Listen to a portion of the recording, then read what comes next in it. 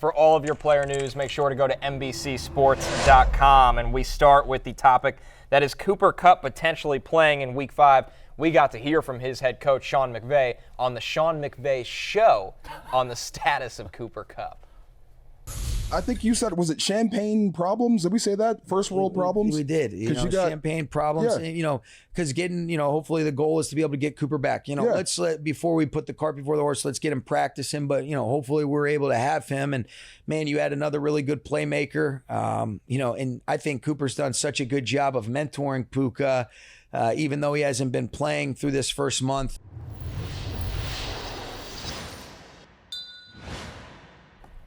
And you see the latest here from Diana Rossini. Wide receiver Cooper Kupp is pushing to play against the Eagles. The Rams, of course, want to use Kupp on those deep over routes, and we'll test it out to see if he can get close to max speed. The better news, I'm told, the injury was not as serious in terms of long-term as initially feared, which, guys, of course, makes the conversation turn to not just Cooper Kupp, but, Jay, what about Puka Nacua as well? Very specific reporting on the specific type of routes that Cooper Kupp they want him to run. I'll just tell you this, as somebody who worked with Diana for a number of years and know her and consider her a friend, I'll tell you, she works. She works hard.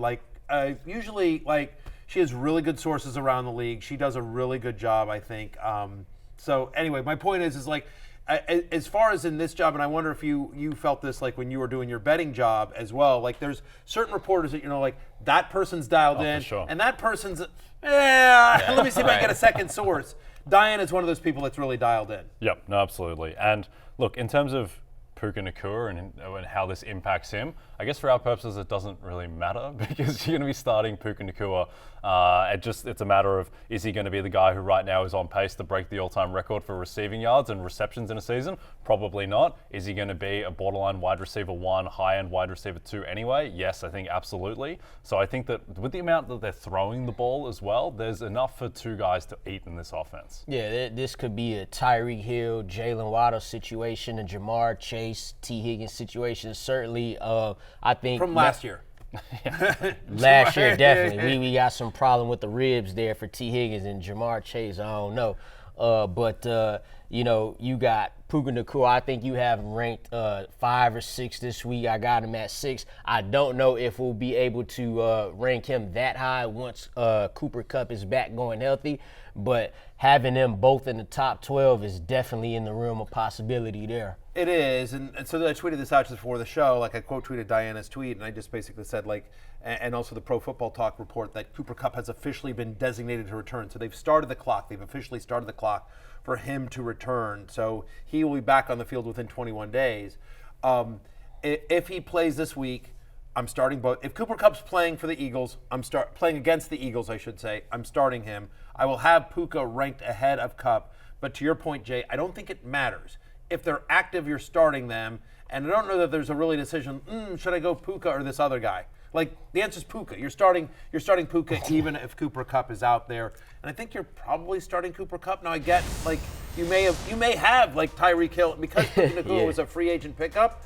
You could have 2 solid wide receivers. I don't know that there's anyone better than this guy right now. 32.5% target share. We've talked about 100 yards or more in 3 or 4 games this season.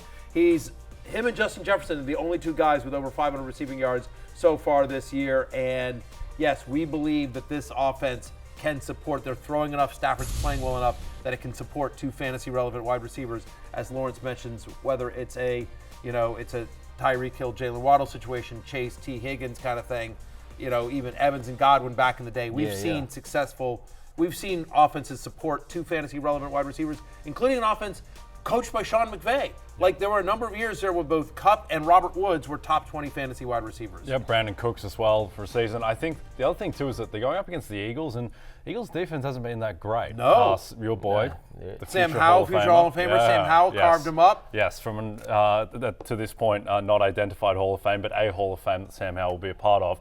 They carved them up. The Vikings carved them up. This hasn't been an elite defense like it was last year. Avonte Maddox is done. It just hasn't clicked for the Eagles. So I think that just with the amount that they're throwing the ball and how well Stafford is playing. Now, the sneaky thing is that Stafford is hurt and he's banged up. Seems like he's going to play anyway. If he's out there, I think you're fine starting both these guys. But to your point, the Eagles are a bottom 5 pass defense through the first 4 weeks of the season. They just haven't been the same. They really miss Avonte Maddox. Bradbury has not been the same guy. Slay hasn't been the same guy. It feels like teams are being able to throw against Philadelphia. They're not getting the pressure that they usually do.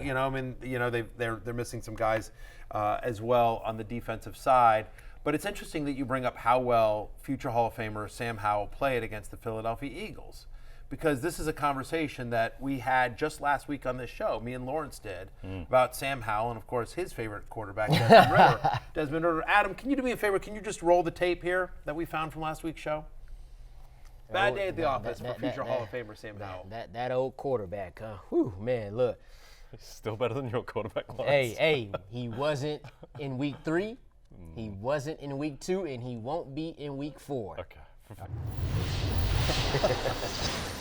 Thank you very much. What do you think? There you go. I'm back in the positive. I had a steak dinner, then we went double or nothing. We went we even. didn't bet. No, we didn't bet last please. week. We didn't bet. You bet with your eyes. We didn't bet. Stop it. It was unofficial. Stop it. You owe me a steak dinner. You owe me drinks as well. You should just on principle, because Desmond Ridder was so effing bad in London. And it will be on just principle. And Sam Howell balled out against the Eagles. Don't make me send Penn State Blake after you. It just goes to show you what you did in the he NFL. Will take out your kneecaps. I want my Applebee's steak dinner. Well, then you ain't gonna have a backup fall guy. Right. It just goes to show you what you did in the NFL, a week-to-week league. Yes, this is correct. With the NFL, which is a week-to-week league, it doesn't matter. Come the next week ready to play. The man threw 4 picks the week before, came back, and to be honest, I think Sam Howell had the best game against the Eagles as far as the other quarterbacks. Those teams was getting blown out. Okay. This game was back and forth. The Redskins, Commanders are winning most of the games. So I give credit. But guess what? We live to see another day. All right, fine. Jay. Okay, here you go. Listen.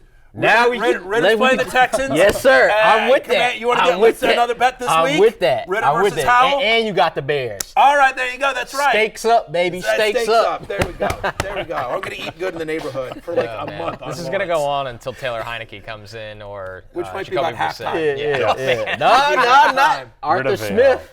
You like Arthur Smith, right? He's the one keeping Desmond Ridder in the game. Yeah. You like him, right? I don't. All right, there we go. I don't like Arthur Smith. Yeah. He's getting more targets than Johnny Smith and Kyle Pitts. Like, none of it makes sense. Get us out of this, Connor. We're all over the place. We're going to jump into the notable injuries we're tracking right now because it is Wednesday as we get a lot of injury reports throughout the week. We already talked a lot about Cooper Kupp and Jonathan Taylor and Javonte Williams dealing with the hip. I think the notable name right here, though, Matthew, is Kenny Pickett dealing with the knee injury.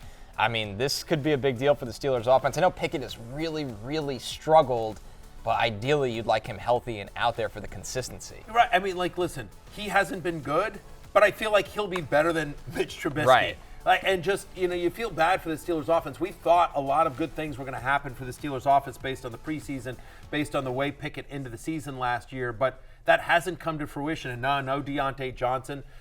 They can't seem to get the running game going as well. Najee Harris, Pat Freiermuth is banged up as well, and now they're at home against a red-hot Ravens team, a divisional rival. That's always seriously. Because you're right about what you're about to say, but it won't be like that this time. Yeah, it's gonna be tough. No, it's always tough. It doesn't.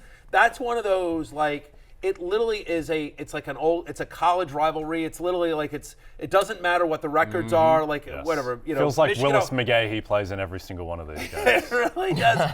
No, but I remember when I grew up in College Station, Texas, so Texas A&M and Texas was always the big rivalry going up, for years when I was growing up, and it didn't matter. There'd be years where A&M was awful, but they always played Texas tough, or vice versa, where Texas was bad and A&M was a top 10 team, and it's one of those games that it doesn't matter what the record are for those two teams. They truly hate each other. They always play tough. Exactly. That will be a very hard-fought battle. But again, you'd feel a lot better about George Pickens, about the run game, about I don't know. I guess Calvin Austin, if you're super deep league, you use him, right?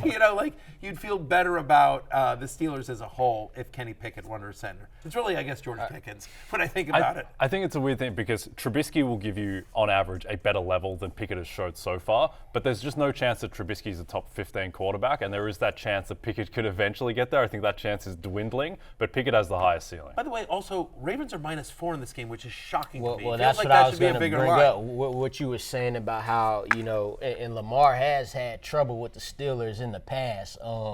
But the after getting whooped by the Texans, the Steelers did. It's interesting to see that the Ravens, who just destroyed the Browns defense, albeit DTR through 3 picks, but they just did that, and the Steelers just did that, and now you have a 4-point spread. That is very interesting, especially since we could be looking at money Mitch Trubisky making a start here. Yeah, it's usually always close, but boy, oh boy, if Mitch were starting, I think I'd like the Ravens given the points.